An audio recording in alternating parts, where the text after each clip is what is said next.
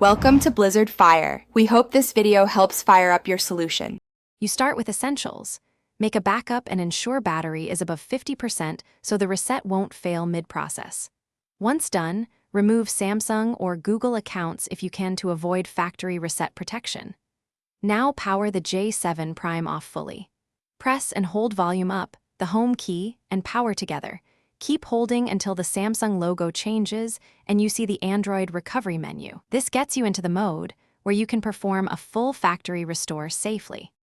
Now that you're in recovery, use volume up and down to move through options and the power button to select. Highlight Wipe Data/Factory Reset, then choose it. This erases user data and returns system settings to defaults. You'll be asked to confirm with a Yes Delete All User Data option. Confirm once you understand this is irreversible for local files. The phone will show progress. Make sure you do not interrupt, eject the battery, or press other buttons while the wipe runs to prevent corruption. When the factory reset finishes, choose Reboot System now. Initial startup can take longer than usual as Android rebuilds caches, so be patient. Once the phone boots, sign into Wi-Fi and your Samsung or Google account and restore any backups you made.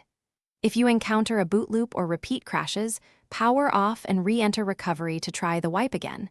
If that fails, you may need to flash the stock firmware via Odin or Seek service.